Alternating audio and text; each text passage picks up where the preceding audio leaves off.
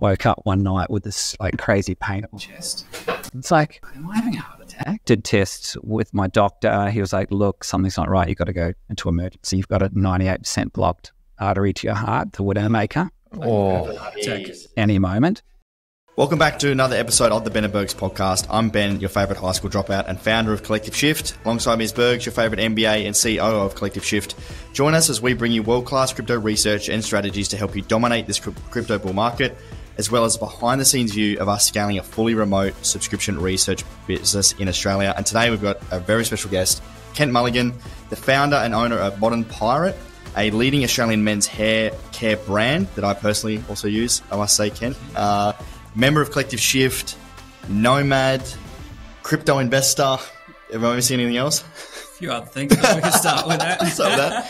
Dude, thanks so much for coming on. No, my pleasure. Good to catch up with you guys. It's been in the making for a while. It has been. I do apologise. I feel as though we tried that many times. Yeah. Well, so story for the listeners. Kent and I bumped into each other virtually when I was, I've been a nomad. Well, I was a nomad for about 18 months living out of a suitcase, and Kent and I were both in Thailand at similar times, and I think we bumped into each other's Instagrams and started chatting, and I started to get to know Kent as another guy that was also a nomad, and you've been doing it for a lot longer than I have. How long have you been? Yeah, 16 years. I had a block over COVID. Wow. I kind of settled, forced settled in Australia for about 3 years.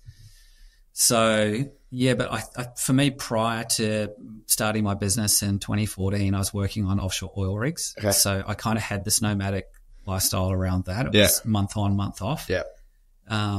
So yeah, it's kind of, it's been a journey of just jumping and moving and, settling for short amounts of time, certain places. And yeah, I was going to say, have you always been Thailand? No, so prior to, I had a lot of time in Thailand over the years, but pre-COVID, it was mostly Bali. I had like a 10-year stint back and forth between Australia and Bali. So, yeah, I've had a base in Melbourne, it's kind of been my home base to come back to for about 15 years. And I've got a daughter here who's, she's been here since she was 7. Yeah. So, yeah, she's 22 now. So all that time I'd kind of, come back between trips and spend a month or two here. It's awesome, man. Spend time with her. But, yeah, lots of moving around. So what initially made you go, fuck this, let's live abroad? I think that oil rigs job was kind of the first time that I'd had, no kind of set location. Yeah. And, good money, there was opportunity to travel in between that sort of month block of work. And we had a 4-month annual leave, like any full-time job, but it accumulated to a 3-month break each year because you kind of have your month off, then your month's holiday and then 3 months. So I was just back and forth to Bali mainly for surf, and I've got a lot of close friends that live there, and it's just been somewhere that was a second home. That's awesome. Yeah. And you go base. Yeah, and where are you based now? So Melbourne now, but I'm splitting my time between Melbourne and Thailand. So as soon as the borders opened, I was straight to Thailand and did a 2-month stint there, which was really refreshing after the 2 years in Melbourne through lockdown. Yeah. And it just kind of sparked my passion again about being in Southeast Asia. I just, wanted to tweak my business and, kind of make sure that I could, have the freedom to take off when I want and, not be sort of tied to one place. And talk us about your business, mate. Like, how big are we talking? You've been in business for 10 years. Tell us about what you sell, if any sort of numbers you can share about how big you've grown it. Yeah, so, it's still a relatively small company in the scheme of hair care, international hair care brands. Yep. I've got a pretty solid Australian market, direct to consumer through an online platform. We sell to distributors and retail outlets, barbershops. Yep. Across Australia, and then the international sales are usually to a distributor in a selected region. Yeah. And, we'll have an exclusivity arrangement with them and support them to launch the brand through pretty much the same channels in other countries. That's awesome. And how did you start a hair care brand? How does that even happen? It was just a random idea. Yeah, right. I was working on the oil rigs. So, I don't have a hair care background, or I'm not a barber, but I had friends with barbershops. And I could see this whole kind of hipster barbershop thing was blowing up like 10 years ago. And there wasn't a lot of Australian-made brands that were like tailored to guys. There was a couple of brands that were dominating. But I just sort of looked at it and I was like, there has to be an opportunity for another brand that has like a multi marketing angle to it. So not kind of pigeonholed in trade, something that could cross over into like surf and skate and fashion retail. And I picked that up with the brand. Not that I like knew that beforehand, but when you sent me the box of the products, I was like, this kind of got like this urban sort of male fun, like skating, surfy sort of vibe to it. Yeah. And also I was finding that a lot of the commercial brands that I was using, I was getting irritation on my scalp. So I was really conscious about what I was putting on my skin and my body. And I just thought, maybe I'll do a hair care brand. Fuck it. I love it. Had you done any business before this one? I had a wine distribution company with a friend for 8 years in Queensland. But I kind of was more the face of the brand, the business. Like I was doing sales. I wasn't really doing any of the financials or, structured stuff behind the scenes. So this was kind of my first real dive into business. And like I literally knew nothing.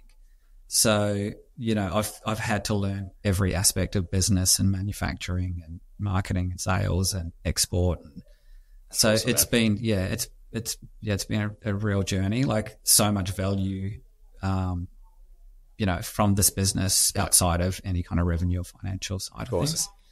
As you relate to, Absolutely. Let's talk about that a bit, because people come into business or entrepreneurship or they want to start something and they don't realize how difficult it is and how much you have to do. And being across things like, accounting, your numbers, marketing, sales, legal, it is just so crazy. And, Ben and I are experiencing this now, and you grow quite a lot as a person. And would you be able to share some of those experiences, some maybe even oh shit moments or things that you've learned that were really valuable? Yeah, I mean, there's thousands of them. The first major oh shit moment was I started with a local manufacturer in Melbourne, a cosmetics manufacturer, to develop the first product in the range. And I had a $20,000 deposit that I had to pay to develop this first product. We had 5-month process that I'd been working with them and had great samples, and finally kind of got to the stage where I'd ordered packaging and we're going to our first production run. And they filled the first lot of packaging and the product, it didn't turn out right. It was all gammy and sticky. And they were like, look, sometimes this happens when you're kind of scaling up from a sample to a production run.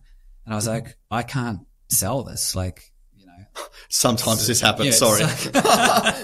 So I ended up, having to send it back to them, and I was devastated. I was like, I need to start making money. I've quit my job 6 months before to do this. So long story short, we had 3 production runs where they messed it up every time until, we kind of got into this legal argument about, like, are you going to compensate me? Can we get this right? And in the end, I had 6 months of back and forth with them, and that company went under. They had a separate legal situation that was going on. They went under, and I lost everything. I had to start over again. Like, did you have to pay the $20,000 each time for each? No, just that sort of one-off. But you're waiting, right? You're not earning income. So I'd lost pretty much a year. Fuck, man. Of no income, and just almost at that point, I was like, can I afford What's the to push point? am I going to keep going with this? So I was really lucky. I found another manufacturer, and they sort of took sympathy on me, and we're really flexible with getting things going. And I'm still with that company now. Wow. It's been amazing. Out of Australia? Yeah. Melbourne. Wow. Yeah.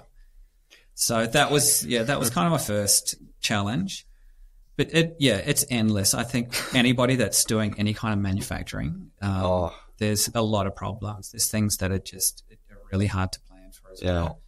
But it can be, we had issues with one product for years that when it got really cold, there was an ingredient crystallizing in the product. So we'd have product, thousands of units sent to Italy or somewhere in Europe. And, if it wasn't stored at a certain temperature, and it, got down to 0 degrees, the product all crystallized. It looked like it was off.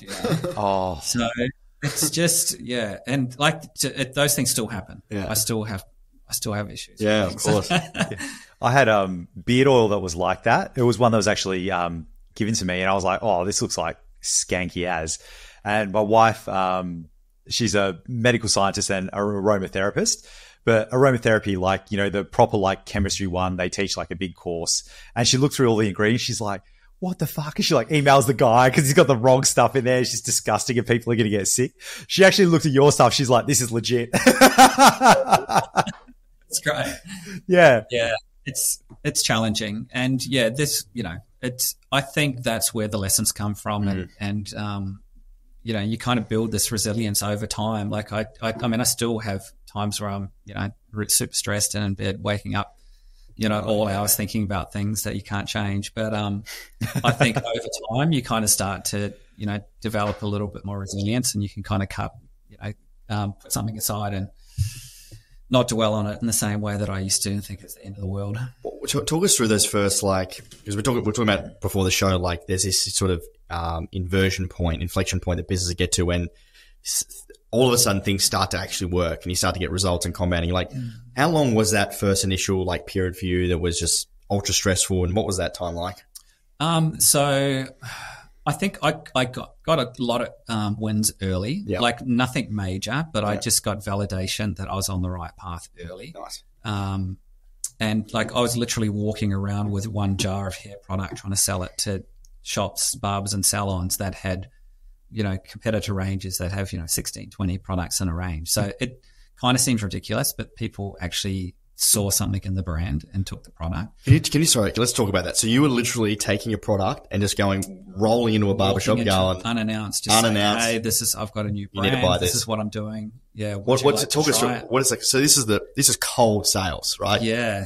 What's the script? Did you dial it? Like, did you do sales training? Nothing. You just figured it out? Nothing. No. Just walked in, just Googled the best barbers. Wow. Yeah. And what do you say? I'm the guy, the barber. What do you say? I would just walk in and say, hey, I've developed this new Australian-made hair product range. This is the first product in the range. Can I leave you a sample? Can you give us some feedback? Yeah. I love it. Yeah. And yeah, like people like the product. I had Instagram pretty early on. Yeah.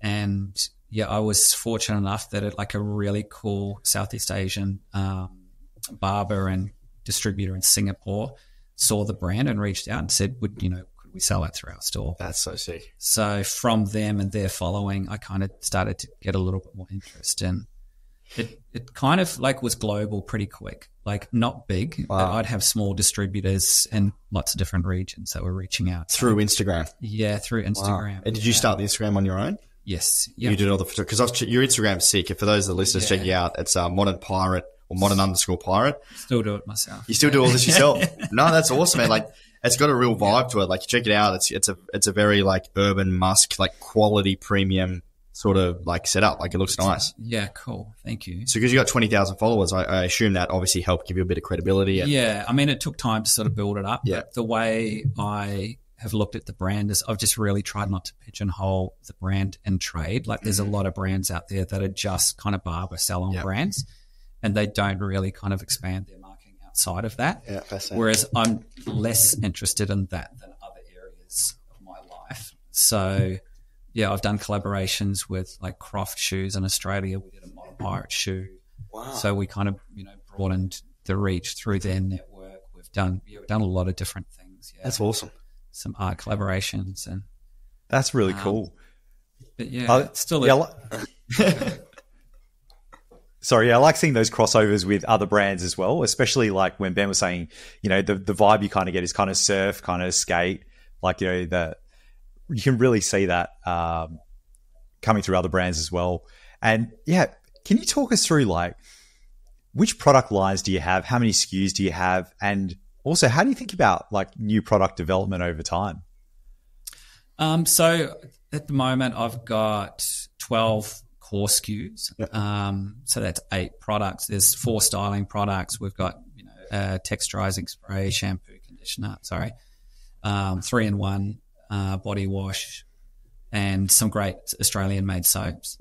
So for me, I kind of like, it's probably not the smartest thing, but I'm like, what do I want to use? Oh, that's great. I love that. You can kind of go down 2 paths with the product development. You could create something that will work or be that will resonate with trade, something that a barber would use, or you can kind of focus on the end consumer and is this something that an everyday person will buy. And that's kind of more the side that I swing to. I just feel that, it's just such a broader market. You know? Like the trade stuff is pretty challenging. Like if you're competing with, every other international brand in that space. And how does that business model work? Do you sell products to the barber, or it's based on how much they sell? So in Australia, I've gone down two different paths. Like for the first 6 years, I sold direct to barbershops, hair salons, retail stores, sub-distributors myself. Yeah. Then I went pre-COVID. I went into a national distribution agreement with the biggest hair care company in Australia. Okay. The exclusive distribution and had amazing forecasts and projections and plans. And then, like literally 2 months after the opening order, COVID and the country shut down. God. So that's probably been the biggest challenge of the business, because I'd handed over all of my customers to them to manage, literally and take over. And then they had a huge amount of investment that was going into this barber channel to kind of drive the brands, with my brand being the leading brand that was going to spearhead that division. And they pulled all funding and just kind of wrapped up that whole market, and then sat on my brand exclusively. That it was really challenging for me to get out of that agreement. Yeah. So I had a tough 2 years. And then post COVID and post that agreement, it was trying to get customers back on board directly without a sales team. So trying to find ways, through digital communication and Klaviyo and different marketing techniques to build the business that way, which ultimately is, for trade, is not the right approach. Yeah. You'd need somebody knocking on doors. Fortunately this week I've just signed another agreement with another national distributor on a 5-year exclusive agreement. Amazing. So back on track. That's fantastic. And I think fortunately for me, there's still always been interest from international markets. The driving the Australian made and this kind of unique Australian element to the brand has resonated in other markets. So that's cool. Yeah, we've got a bit going on in other places. I noticed that on the ingredients where you've got Tasmanian something other. It's it's very, very Australian. It's great. Yeah. That's kind of where I feel there's an opportunity to kind of distinguish yourself amongst other brands in this kind of price point that I sit at. We're not premium. We say we're accessible premium, but there's ways to really focus on the ingredients and the quality. That's awesome, man. Yeah. First of all, what does your team look like in your business, and how do you maintain relationships with customers, distributors, suppliers while being a nomad? So, my inspiration to start the business is I read The 4-Hour Workweek. Cracking book. How good. And that's where I kind of, I was in this, I had this great job on the oil rigs. I was a chef. I worked as a chef for 20 years. But I just, this element, even though I had half the year off, I just was I don't like this having to turn up somewhere at a certain time and commit to this 1 month where you're basically in jail. Yeah. So I thought, if I can create a business, I need to structure it in a way that I can have some flexibility to work from different locations. So the key thing was obviously not having a warehouse and an in-house team and doing all the things that, probably make a business a little bit more successful right from the start. But, I have outsourced pretty much everything. So I've got a 3PL warehousing facility that has integrative software to the website. So all wholesale orders, direct to consumer orders are just completely automated. There's a lot of apps you can use now. Xero was pretty new when I started, and having, an accounting system that was cloud-based. I've got a great admin guy that's been with me from day one. Yeah.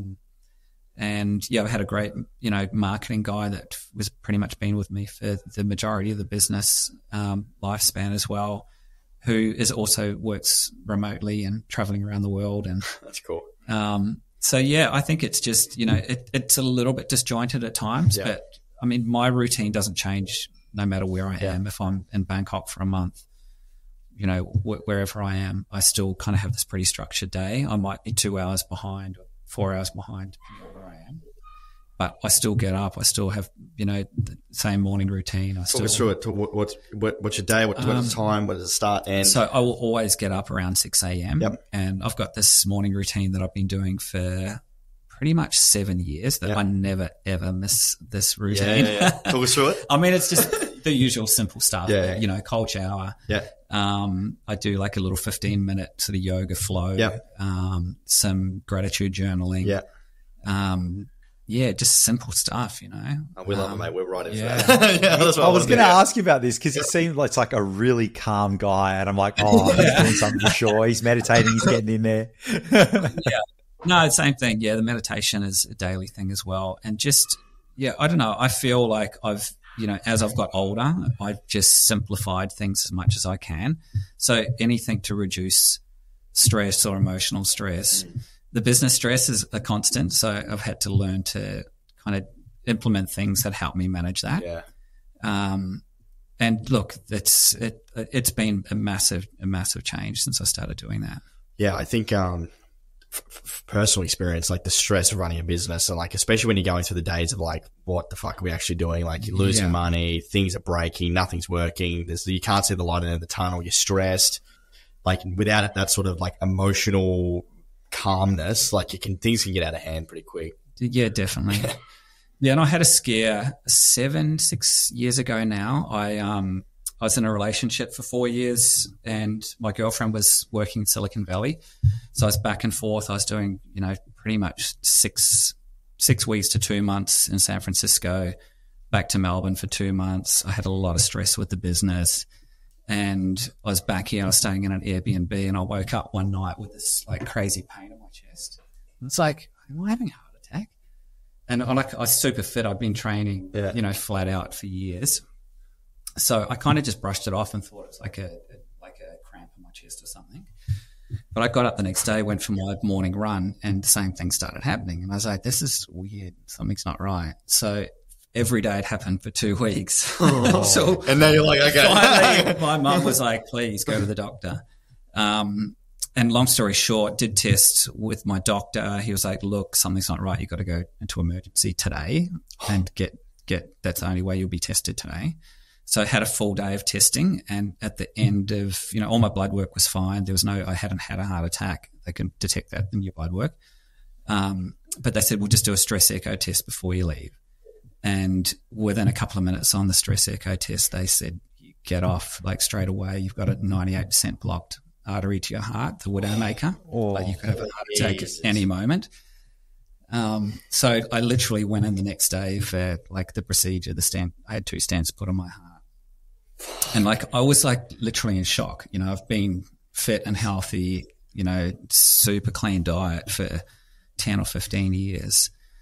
So that was like a massive wake up call. And, it sent me down a rabbit hole of 5 years of research around cardiovascular disease and all the causes. And I've done every kind of genetic test and, regular blood work to try and isolate what it is. But there's nothing genetic that's showing up in any testing. My blood work's all good. So there's kind of like a lot of it points towards stress or some kind of emotional trigger that could cause these infractions in the arterial wall. Yeah.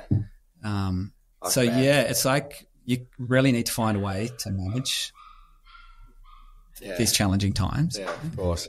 Yeah, man, that's amazing. Like just how there's nothing kind of genetic going on or, physical thing, but it's like that emotion and that stress and how it gets to you specifically as a business owner. So how do you deal with that stress and build up your resilience? Is it your morning routine that you stick to, or how do you set boundaries? How do you do all these kind of things to survive as a business owner? Because I really need these tips. I think for me, it's like been an accumulation of a lot of things, but I think the key things was just, I've always been pretty dedicated with my fitness routine, with my training and with my nutrition. When I was on the oil rigs, I studied sports nutrition, did my personal training, certificates. So that was kind of this kind of health and wellness space was always, a pretty big part of my, passions. So I felt like I had a lot of the tools to kind of roll over into that. And that was partly what was so surprising, what I found so surprising of like, why has this happened to me at 43 years old? So I just really knuckled down on the key things, like the low-hanging fruit, which I think is really 99% of everything to do with health. Sleep, optimizing your sleep, like, traveling every 6 weeks to America, being on these different time zones. I worked night shift on the oil rigs for 6 years. There's 40% higher cardiovascular disease in night shift workers. There's a lot of things that when I kind of track back over this 10 or 15 year period that could have played a role in that, but then compounding, potentially an underlying issue with a lot of stress over, starting a new business. Everything. Just kind of everything was, it was just an accumulation of a lot of things. So the morning routine was just something that, at the time I was in that kind of health space where there are guys like Ben Greenfield and, a lot of these fitness kind of gurus that were harping on about morning routine. I'm like, there's got to be something in this. So I went to a Wim Hof retreat. I met Wim Hof. Nice. And started implementing the ice baths and the benefits around, mitigating inflammation with cold water therapy. So that was something I did sort of weekly and was really consistent with. But mostly it was focusing on sleep and just eliminating any unnecessary stress. So that was kind of pulling back from certain relationships or, less contact with people that, didn't bring positive light into my life. Can we double tap on that, because we're both single? How hard is it, do you find, in a business, running a business, to actually maintain or even develop healthy relationships? It's pretty tough. I think, you just have such a small amount of time left over and emotional availability. So I think it depends on the person. I've realized that I can't be with people that, kind of expecting too much. Yeah. And you just need somebody that understands that and kind of can fit into those gaps that are available, which, it's hard, man. It can have its challenges for sure. Yeah. Bergs is married, happily married. And it's hard, Bergs. You've got a kid, you got a dog, you got, and then doing business and crypto, man, you've got to put in. I mean, I know your wife; she's awesome. It makes it easy. But that's it. You need to. And I've done other things as well. Even before this, just working full time and studying, doing an MBA, and they're MBA stands for Marriage Breakdown Assured. You need a really understanding partner that you can communicate with, that will support you. Even doing this is a crazy endeavor. I'm 40 now and building a business, building a remote business, having a family. It's really full on. You really have to want it and be very, directed with your time and how you do things. And having an understanding partner is a very important part of that, especially just the support that they give you, because you bloody need it. No, I agree. And I think, having your own business as well, you kind of just need to organize your life. It's really difficult to, you can't waste time. You just can't waste time, It's not like when you kind of rock up somewhere at a certain time and finish at a certain time and go and sit on the sofa and do whatever you want to do. So you need to structure your time, and you need to force yourself to do shit. And I find even when I'm dating at the moment, I'm just happily not doing anything, just working. But I find I've got to block out. If I'm going to see someone on a Friday night, I need an hour blocked out of my calendar. Otherwise, I'm rolling from 6 sales meetings. Someone's pissed off from doing HR things. Finance is not right. And then I've got, legal stuff, and then roll into a date. It's I don't fucking want to be here. I don't want to talk about your day. I don't want to talk about my day. No, that's right. Yeah. It's kind of hard. It can be challenging. Yeah. For sure. It's like that. It's how was your day? Well, it was fucking shit for these reasons. This is what happened in the company. And even Ben, you've told me you've been on dates and you're just thinking about, how can I access this channel? How can I get more sales? How can I run these ads? And that's all you're thinking about during the day. It's so funny. You're not present and giving someone the attention they deserve a lot of the time. And I find you're probably the same, my ADHD, especially someone that I just don't vibe with, they're talking about something and all I can think about is churn rates, our sales conversion not right, I've got to do this tomorrow. For sure. And they're what did you do? I'm sorry, I don't know what we're talking about. Oh dear. Okay, so businesses 10 years in, what's next steps for the business? I need to. I mean, my goal is to exit at some point in the future. Yeah. And I'm not 100% sure what I will do post Modern Pirate, but I've got a lot of passions and a lot of interests and a lot of ideas sort of floating around. Yeah. So yeah, I feel like there's endless opportunities out there, and it's to do something that is a little bit more in line with some of my passions would be ideal.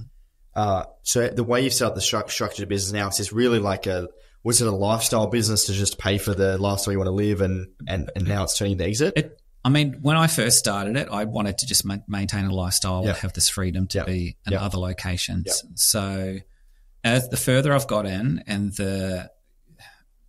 my timeline has definitely has changed a lot, and a lot of that is due to my education around Bitcoin and cryptocurrency. So can you get into that? I really sort of pushed out this timeline, and I think a lot of people, when they start a business, they think, I'm going to start this. I've got this great idea. Everyone else is going to think it's a great idea, and it's going to take off straight away. And I'm going to do well. No one cares. So that was kind of that was a bit of a wake up call when I was sort of like 5 years in, going, okay, maybe it's going to take a bit longer than I thought.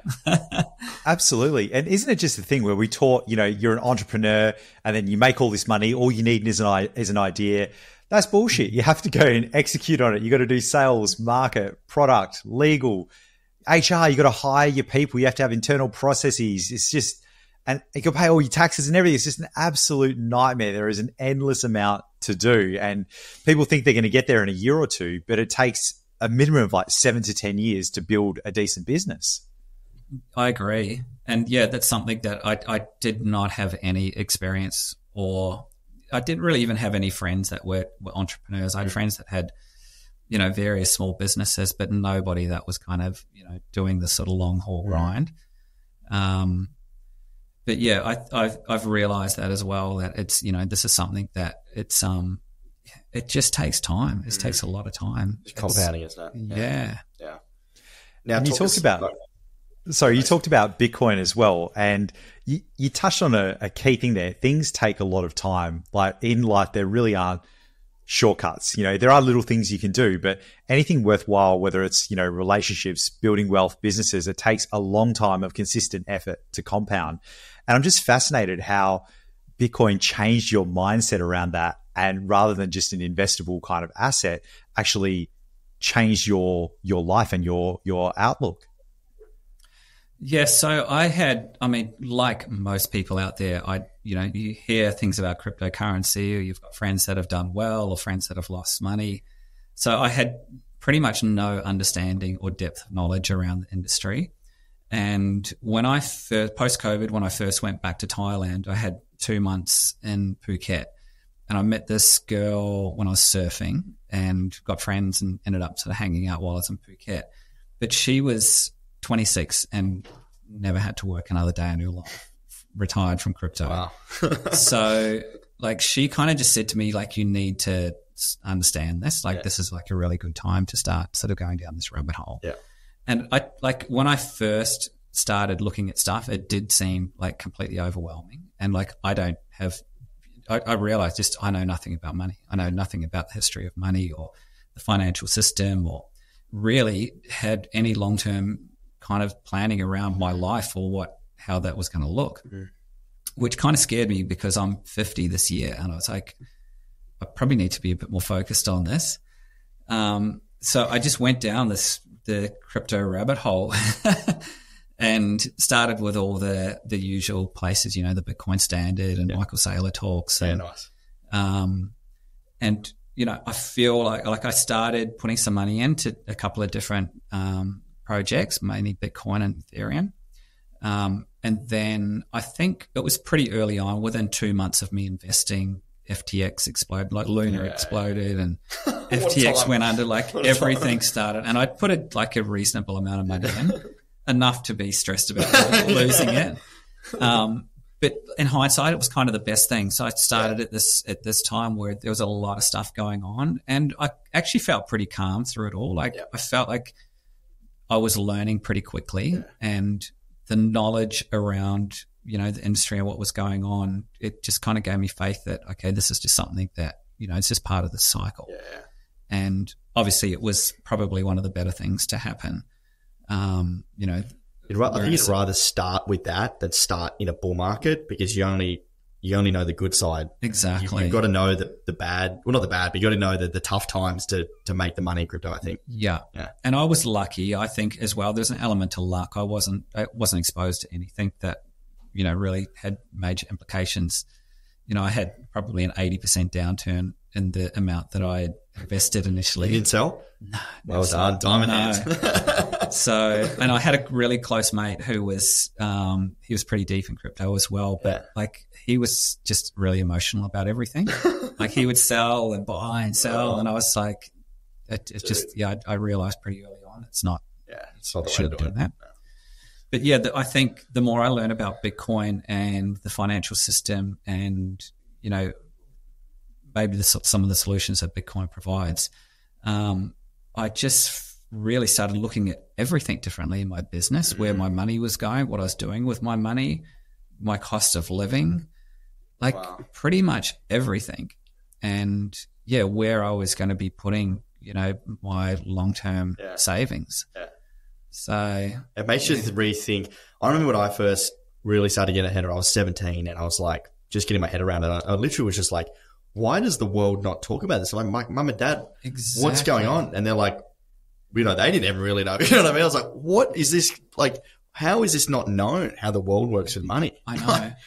Yeah, it's wild. And the more you kind of learn and see what's happening, you kind of question everything. It's, you know, it's the amount of people that I bring crypto up with. I mean, especially when I was kind of frothing in the early days, who just did not even want to go down that, you know, have that conversation, or were not even interested in understanding it.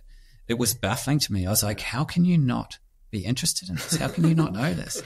And it's, I mean, I still feel like it's like that. People just kind of switch off to it. But yeah, when you kind of start, you know, getting involved in this space, like you realize there is so much activity and so much going on. It's not something that's stagnant and then pops up every time there's a 4-year cycle. I agree. Isn't it just crazy where we go to work for the majority of our lives to earn money, and people don't even want to understand how money works? And then you want to have a conversation about it, and they either shut off, it's all too hard, or I'm not allowed to talk about that. Isn't it just the most counterintuitive thing? It's wild. And I mean, I get a lot of like, oh, this kind of look like, what would you know? Like, just well, people just conform. It's just like, it just is what it is. It's like, you want to go to a trip to Europe? Oh, you just halve your money. Like, we can never go to Europe because we can't afford it. Yeah. Don't you want to know why that's the case? Like, and we're talking about off air. Like, I think in Australia, it's the idea that you save your money, you get a house deposit, you get into a mortgage, and you live a happy life. You know, and even like the 5% deposit stuff that are going on. Mm-hmm. You sign up, you pay 7% to the bank for the rest of your life. And what was the math you said before? It was like a $600,000 home of 30 years is $700,000. Yeah, something like $700,000. Yeah. So you're paying back and paying double the price of the property over 30 years to the bank. Yeah. You get inflation, you're a slave to it, and just no one thinks none the wiser. Like, that's just the normal thing. It's like, what on earth is going on here? Yeah. And it's like, it feels like there's not a lot of other options. You know, my daughter's 22. Like, I know a lot of people in her kind of age bracket, it's like they've lost a bit of hope. It's like they know they can't buy property. So where is this path to financial freedom? You know, what opportunities are out there? But it's there. Like, it's there. You have an alternative, and, you know, we're so early. It's like, it's ridiculous that, you know, we've got exposure to this, and like, it's not really that complicated. Like, I feel like I'm a bit of a, you know, a newbie and a bit of a dummy around technology. Yeah. But like I'm kind of doing pretty good. Like, over the last couple of years with where I'm sitting awesome. Now. You should have an open mind, I think. You should have an ability to learn. Yes. You know, I wasn't a tech guy either. Like, I'd quit school. We both quit. You quit school too, right? Okay. Yeah, I did. Yeah. So both quit school. Like, it takes a little bit to get your head around, but once you do, if you just stay with Bitcoin to begin with, everything sort of makes sense. No, definitely. Yeah. Yeah. And it's just interesting. Yeah, it is. Aren't we just so ruined by like our childhoods and our formative years and what we learn? Yeah. Like we learn about money psychology from, our parents, our relatives. You don't really teach it at school. And once you've learned that thing, you're like, I'm set. This is the thing. But then you have to take that step to be like, well, maybe this isn't the thing. Maybe there's something else out there. And that's really challenging. You experience cognitive dissonance and you're like, whoa, the world isn't what I thought. It's all too scary. But the people that push through that are the ones that find another way, potentially a better way. And those are the people that are now set on the path to success rather than the well-trodden path of everyone else. Definitely. And there's a lot of opposition and there's a lot of things that are stacked against this alternative view on things. But I think when you start sort of delving into the space and researching, it's huge. Yeah. There's a lot of people in there. There's a lot of development that's very progressive. Yeah. There's opportunities to, find a way to create your financial future. And so, man, I have to ask, has Collective Shift helped the research journey, the investing definitely journey? Having a platform that you can actually access real-time analytics and data about what's going on, that resource is super valuable. Awesome. Yeah. So, and just the visual elements of the pie chart and your stack of crypto and it's just great to be able to log in and view that as well. And awesome. Yeah. That's cool. It's my kind of, when anyone asks me now, that I just direct them to either send them your Instagram. Oh, awesome, man. Or I say, just, you can get a free call. Like I can't, I don't know how much value I'm going to add to having a phone call with you. But these guys will give you a free call. That's awesome, man. 15 minutes. So. That's really good to hear, man. Yeah, the pie chart's eye-opening, isn't it? Like to see how you're allocated in percentages, but then the different categories as well. And then the research of what's happening underneath it kind of just gives you a completely different view to the little app or spreadsheet you'd have previously, and actually allows you to engage, go, oh shit, I didn't realize this. Ben used it himself for the first time like 7 months ago. He's like, whoops. He's like missing this whole category. He's like, right, we need to take some action now. Yeah. No, it's cool. And it's great when you have the conversation like the first call I had with you where you looked at the chart that I had with my breakdown and you kind of get confirmation that you're on the right path or what needs tweaking. So that's awesome. Yeah, it's really cool. Isn't that so important as well, where when you came into crypto, and Ben and I had this experience, and it's part of the reason we build Collective Shift because we're solving the problems we had. You generally come in with an influencer or a Facebook group and they're like, oh, what do you think about this token? Buy this, buy that. But just to be able to speak to someone reasonable and bounce ideas off them and be like, how does this actually look, and have someone knowledgeable and experienced give you, decent feedback. That's so important. And it's hard to find in the space too. No, I agree. And I can see, why, it's been successful what you've done, because there's a lot of noise out there and there's a lot of, I mean, look, I think over the last 2 years where we've seen a lot of these projects or companies implode, it's like you really need to be careful about where you're getting your information. And sure, man. Yeah. A lot of shit out there. Totally. For the listeners, any advice you'd give on someone looking to start a business or work remote? Any tips or tricks or? I feel like if you are willing to put in the time and do the research, everything's pretty easy to get started. I feel like in Australia, there's a lot of tools depending on what business you're doing, but I just think there's a lot of tools that you can use to get a remote business off the ground. A product-based company, I think, is probably the easiest. There is, warehousing, or there's, integrations for your website, outsource manufacturing or finding products to sell. Resources, I think for me, it was just reading books like The 4-Hour Workweek and creating my own kind of structure around how do I want my life to look, and then kind of building the business model around that. I like that. And I'm still doing that now. Like post-COVID, I kind of really reassessed everything again as well and thought, is there anything I can do with the business to kind of make this, remote lifestyle a little bit easier to manage? And I think it's having a good team and the right people to work with as well. And I feel like I've kind of outsourced, most of these kind of key areas of the business, through distributors or through partnerships where, the customer has a touch point. I can focus on the areas of the business that I enjoy, which is the kind of marketing and the brand direction, rather than, the packing boxes or, the logistical side of things. Yeah. That's awesome. And Thailand's the place to be? My goal is to be living there full time. Awesome. So this year I can get a retirement visa for Thailand when I turn 50. Are you in Phuket still? Or? I spend a lot of time in Bangkok as well, but mostly Phuket. And that's where, that's kind of the goal, to have a condo or a villa there. I love Phuket. I lived there for a month last year. That's when I think we crossed paths. Yeah. No, it's a great place. And Bangalore Road, you got to be careful. Bangalore Road. Avoid that Come out place. of there, bloody died a couple of times. Yeah. I stay in the south in an area called Rawai, which it's kind of like where all the fitness hub of Phuket is. Yep. It's just a lot of really cool people. There's a lot of people working remotely or Westerners that are got businesses there. That's cool. Just super diverse. Yeah. I don't know. I just find it inspiring. You're kind of around a lot of like-minded people from lots of different places, and awesome. It's great. That's fantastic. Melbourne is amazing as well. Yeah. Like coming back here is pretty special, and coming back to my organic butcher and beautiful produce and coffee and the coffee and having access to amazing nature and things that are close to the city as well.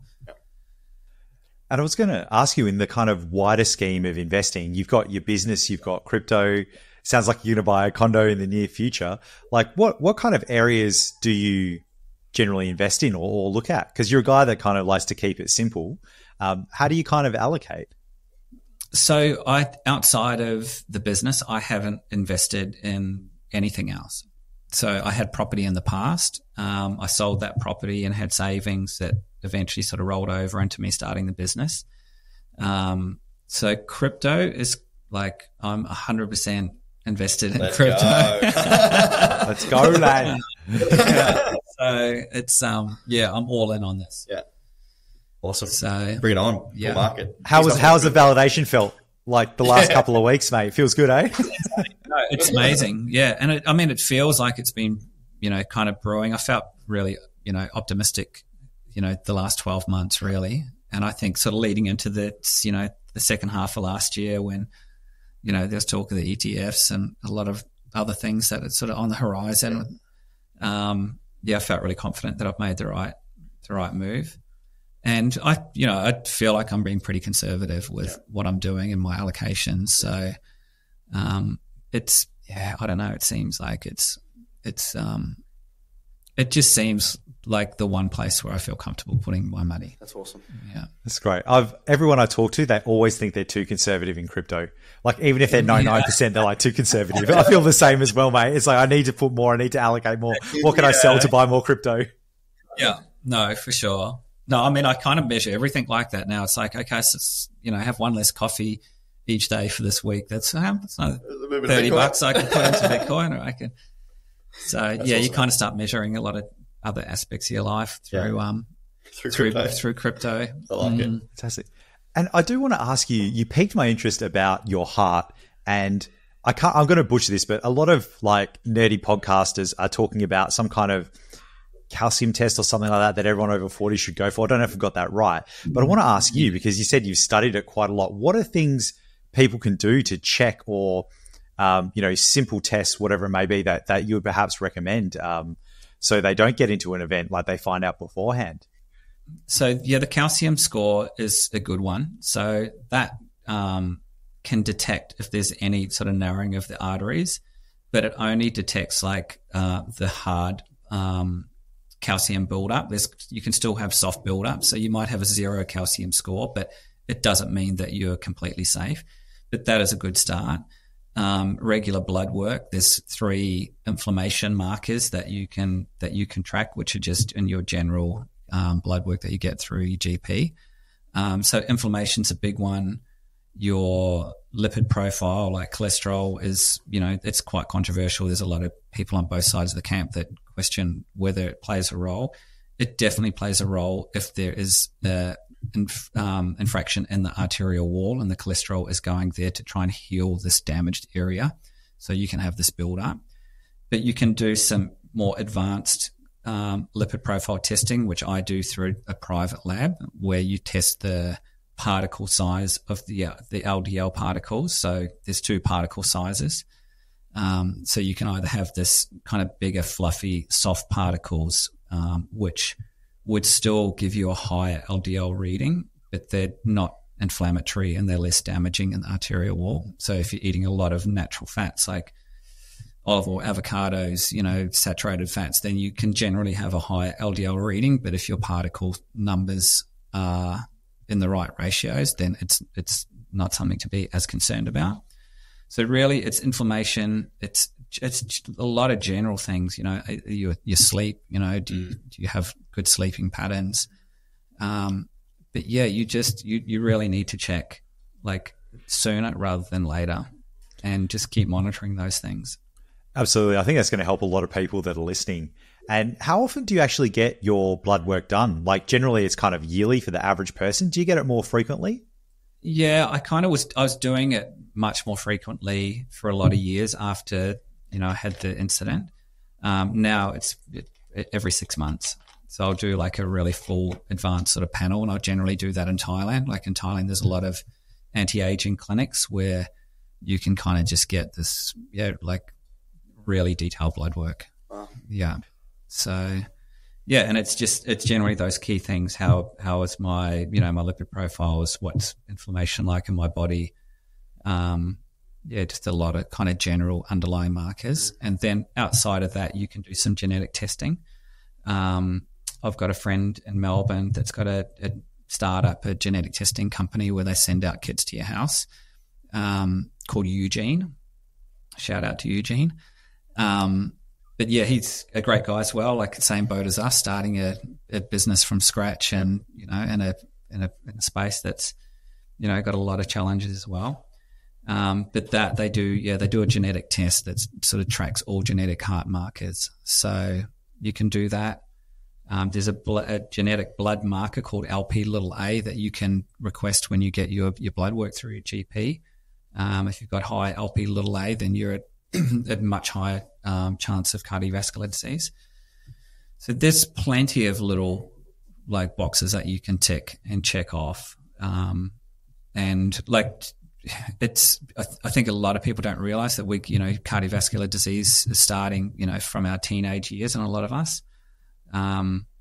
So, for me, this was surprising. I was like, I'm 43, I'm super healthy, as fit as I'd ever been. And then to have something like that happen, it just seemed abnormal, but it's very common. So it's definitely something to look out for. Thanks for all that, man. I'm going to go back and listen to that and like write it down and take it to my GP and be like, this is what I need. And you mentioned, Thailand being, quite, advanced with medical stuff as well.